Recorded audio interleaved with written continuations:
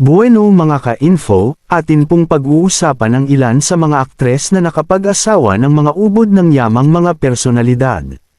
Ang mga naggagandahang bituin sa showbiz na hindi lang pang TV o pelikula ang ginagampan ng malarinang pamumuhay kundi pati na rin sa kanilang tunay na buhay. Pero bago natin simulan, ay inaanyayahan ko kayo na mag-subscribe, at pindutin mo na din ang notification bell, para lagi kang updated pag nag-upload ako ng mga bago kong video.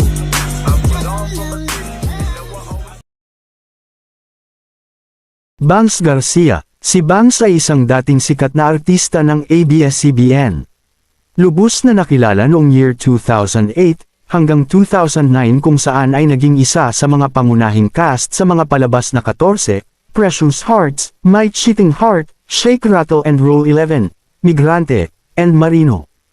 Ikinasal si Bangs kay Lloyd Birchmore, isang Filipino-British businessman at property developer. Hindi lang isa, hindi rin dalawa kundi 3 beses silang kinasal.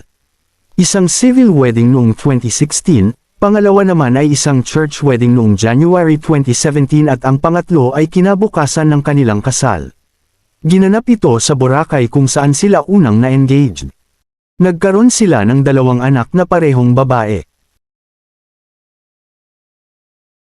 Kay Abad. Bata pa lang ay kilala at bumibida na si Kay sa mga palabas niya noon sa ABS-CBN. Ikinasal ito sa dating PBB housemate na si Paul Jake Castillo noong December 9, 2016. Ang mister ay nanggaling sa isang mayamang pamilya sa Cebu City, at nagmamay-ari ng kumpanyang International Pharmaceutical Incorporated na mayroong 14 na branches sa bansa. Sila din ang nagmamay-ari ng mga kumpanyang Bioderm, Efficacent Oil, at Casino Robong Alcohol, at marami pang iba. Julia Clarete. Si Julia ay nagkaroon ng anak na lalaki sa kanyang dating nakarelasyon. Matapos lisanin ang longest noontime show na Eat Bulaga noong 2015.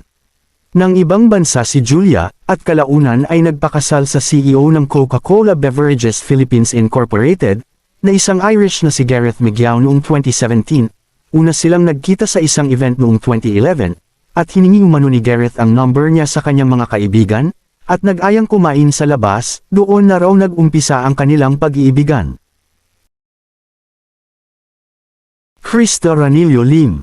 Ang dating kapuso at kapamilya star na si Krista, na isang sikat na sexy actress noon, na anak ng batikang aktor na si Matt Ranillo III ay ikinasal sa kanyang childhood sweetheart, na si Nino Jefferson Lim taong 2010 sa California, USA.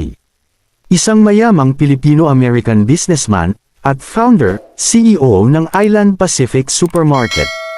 Isa itong sikat na pamilihan sa Amerika na mayroong 16 na branches. Nina Jose. Unang nakilala si Nina Jose sa showbiz nang sumali siya sa Pinoy Big Brother noong 2006. Kung saan nakasabayan niya sila Kim Chiu, at Gerald Anderson. Matapos makalabas ng bahay ni Kuya ang dating PBB teen housemate na si Mayor Nina, ay namulaklak ang karera nito at napabilang sa mga bumubuo ng mga palabas na Adventures of Pedro Pinduco, My Girl, Your Song, My Only Hope at iba pa. Ang ngayong mayor ng Pangasinan ay ikinasal sa Bayambang Cathedral, noong November 2017 sa mayamang politiko, at businessman na si Cesar Kiambao. Si Nina at Cesar ay may malayong agwat ng edad na nasa 34 years, at pinatunayan lang nila ang katagang, age doesn't matter basta't nagmamahalan. Mula nang mag-asawa na si Nina ay iniwan na niya ang pag-aartista upang maaligan ang kanyang pamilya. Asunta de Rossi Ledesma. Hindi mawawala sa listahan ang mag-asawang Asunta de Rossi, at Jules Ledesma. March 2002, nang ikasal ang 19 years old na si Asunta de Rossi sa biyudong 41 years old, na si Jules Ledesma sa isang civil wedding, at muling ikinasal sa isang engranding kasalan noong March 14, 2004 sa Forbes Park, Makati. Si Jules ay may 2 anak mula sa namayapan nitong asawa.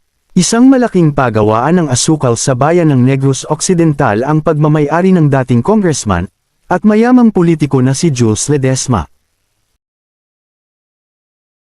Beauty Gonzales. Isa na namang galing bahay ni Kuya, at nagwagi bilang 4th big pleasure ang ating nasa listahan.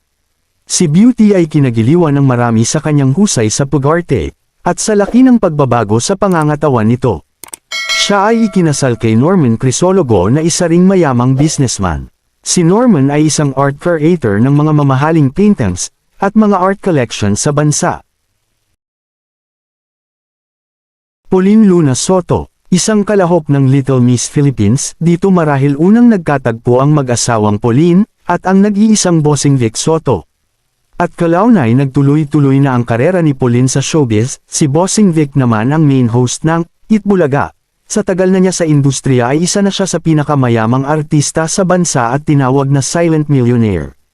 Naging matagal silang magkatrabaho sa variety show na Itbulaga. Bago naging magkarelasyon ng celebrity couple na ito, noong December 14, 2013 naman nang kinumpirma ni Vic ang relasyon nila ni Pauline, hanggang sa ikinasal sila ng engranding kasalan noong January 30, 2016. Aramina, Hazel Pascual Reyes sa tunay na buhay, ipinanganak noong May 9, 1979 sa Marikina, Metro Manila. Nakilala siya bilang sexy star noong late 90s hanggang 2010 at naging mahusay sa larangan ng pag-arte hanggang sa manalo ng ilang mga awards bilang Best Actress. Siya ay ikinasal sa mayamang negosyante na si Dave Almar Ines. Nagkakilala sila noong year 2020 nang inamin ni Aramina na mayroon silang relasyon ni Dave.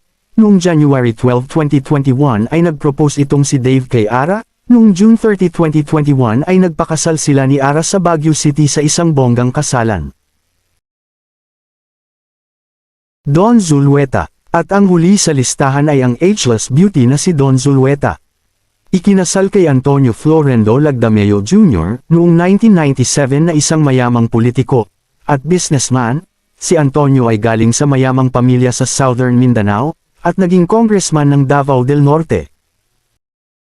Ano ang masasabi niyo sa mga aktres na ito at sino pa kaya sa tingin niyo ang susunod sa listahang ng mga artistang nakapang-asawa ng mayaman?